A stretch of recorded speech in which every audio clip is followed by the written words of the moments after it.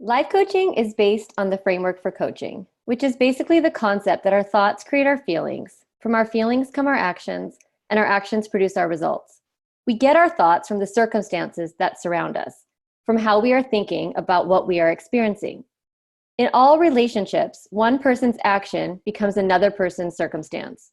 In parenting, it looks like this. Your child's misbehavior is your circumstance, triggering thoughts that trigger feelings, which trigger actions.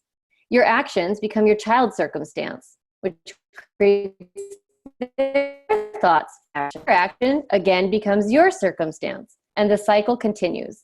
This is what it looks like in pictures. The kid yells at mom, mom feels angry and yells back. The kid feels sad and cries. Mom feels bad and ignores kid. The kid feels misunderstood and pouts. Mom feels annoyed and groans in frustration. The kid feels confused and overwhelmed and yells. Mom feels angry, yells back. This is what I call the parenting spiral. People often think that changing a circumstance is the way to make things better. Parents think the same thing. They think that changing their child's behavior is the answer to their problems. But kids' behavior is a circumstance, and circumstances are facts or situation over which we have little control. Most parenting programs focus on interrupting the parenting spiral at the point of the child's action. This is behavior modification. Sticker charts, bribes, threats, taking away privileges, and timeout are strategies commonly used to get kids to change their behavior. Sometimes they work in the short term, but they are rarely effective in creating long-term improvement. This is because strategies like those focus on changing circumstances instead of addressing the root causes of behavior, which are the child's thoughts and feelings. But how can you help your child change their thoughts and feelings? Learn to become curious. The most effective parenting strategy is curiosity. Curiosity is the cure for chaos. When parents become curious about what is driving their child's behavior, they view the behavior from a new perspective. They think of misbehavior as an opportunity to learn what their child is thinking or feeling. They see mistakes and problems that are created by their child's behavior as a chance to teach something new. To change the dynamic in your home, start with what you can control, yourself. It starts with your thinking. To figure out what you are thinking, ask yourself, what are my thoughts about this behavior? What do I make this behavior mean? The answers to these questions will begin to reveal your thoughts and bring greater awareness to your parenting. Here are the thoughts most parents have about their children's actions. My child doesn't respect me or love me.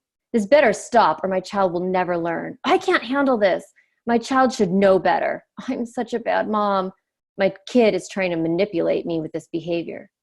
These thoughts create feelings like sadness, fear, overwhelm, frustration, and self-doubt. When these feelings run free without examination, they become actions. So when parents feel angry, they yell. When the parents feel overwhelmed, they punish or shame. When they feel sad or have self-doubt, they rescue or emotionally disconnect. You can imagine the results. The parents' thoughts, feelings, and actions create a family where there is little peace, connection, harmony, learning, joy, or calm.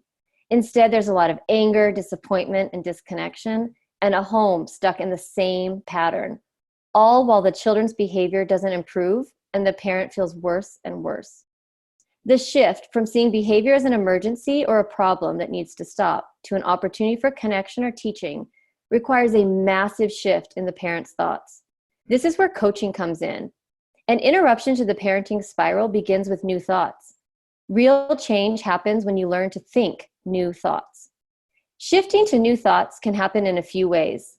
Ask yourself, what do I want to be feeling? What thought do I need to have in order to create that feeling? What do I want the results of this situation to be?